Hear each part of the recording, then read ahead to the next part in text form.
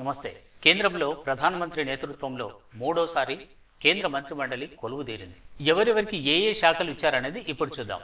నరేంద్ర మోదీ ప్రధానమంత్రి, సిబ్బంది వ్యవహారాలు, ప్రజా సమస్యలు, పింఛన్లు, అణు ఇంధనం, అంతరిక్షం, ముఖ్యమైన అన్ని విధాన శాఖలు, మంత్రులకు కేటాయించని ఇతర మంత్రిత్వ శాఖలు ఆయన పరిధిలోనే ఉంటాయి.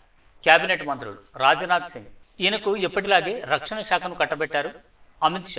అమిత్ షాకు ఇంతకుముందులాగే హోంశాఖను, సహకార శాఖను కట్టబెట్టారు. ఇక నితిన్ గడ్కరీకి కూడా పాత శాఖలే అప్పగించారు. జాతీయ రవాణా, జాతీయ రహదారులు. జగత్ ప్రకాష్ నడ్డా, బీజేపీ జాతీయ అధ్యక్షులుగా ఉన్న జేపీ నడ్డాకు ఈసారి కేంద్ర కేబినెట్లో చోటు కల్పించారు మోదీ. ఆయనకు వైద్య, ఆరోగ్యం, కుటుంబ సంక్షేమం, ఎరువులు, రసాయనాల శాఖను అప్పగించారు. శివరాజ్ సింగ్ చౌహాన్, మధ్యప్రదేశ్కు సుదీర్ఘకాలం ముఖ్యమంత్రిగా పనిచేసిన శివరాజ్ సింగ్ చౌహాన్కు ఈసారి కేంద్ర కేబినెట్లో చోటు కల్పించి వ్యవసాయం, రైతు సంక్షేమం, గ్రామీణాభివృద్ధి శాఖలను ఇచ్చారు. నిర్మలా సీతారామన్, ఇదివరకు ఆర్థిక శాఖలు చేసినటువంటి ఆమెకు ఈసారి కూడా ఆర్థికం, కార్పొరేట్ వ్యవహారాలను అప్పగించారు. సుబ్రహ్మణ్యం జైశంకర్, ఇదివరకు మోదీ ప్రభుత్వంలో విదేశీ వ్యవహారాలు చూసినటువంటి ఈయనకు ఈసారి కూడా విదేశీ వ్యవహారాలనే అప్పగించారు.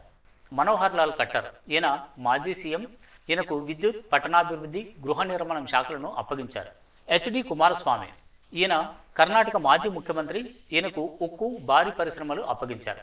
పీయూష్ గోయల్కు వాణిజ్యం, పరిశ్రమ శాఖను అప్పగించారు. ధర్మేంద్ర ప్రధాన్, ఈయనకు విద్యాశాఖను అప్పగించారు. జీతన్ రామ్ మాంజీ, ఈయన మాజీ సీఎం, ఈయనకు సూక్ష్మ, చిన్న, మధ్య తరహా పరిశ్రమలు కట్టబెట్టారు.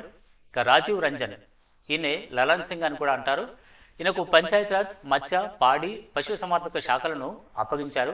ఇక సర్బానంద్ సోనోవాల్, ఈయనకు నౌకాశ్రయాలు, నౌకాయానం, జల రవాణా మంత్రిత్వ శాఖలను అప్పగించారు. వీరేంద్ర కుమార్, ఈయనకు సామాజిక న్యాయం, సాధికారతను కట్టబెట్టారు. కింజారపు రామ్మోహన్ నాయుడు, టీడీపీ తరఫున మూడోసారి ఎంపీగా గెలిచినటువంటి ఈ యువ ఎంపీకి కేంద్ర ప్రభుత్వంలో పౌర విమానయాన శాఖని కట్టబెట్టారు.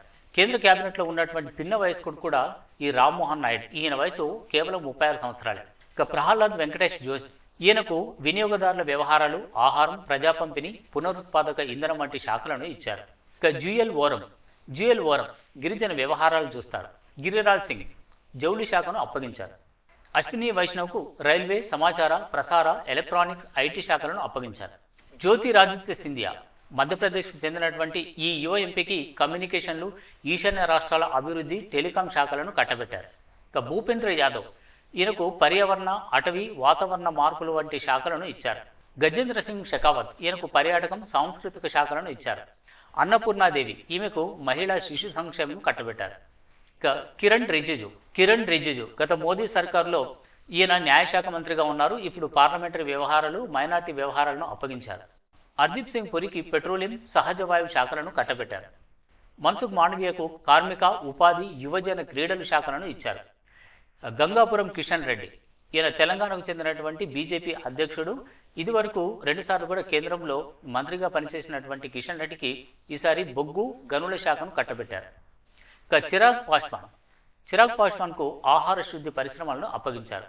సిఆర్ పాటిల్కు జలశక్తి మంత్రిత్వ శాఖను ఇచ్చారు. కేంద్ర కేబినెట్లో మోదీ కాకుండా మిగతా 30 మంది కేబినెట్ మంత్రులు ఉన్నారు.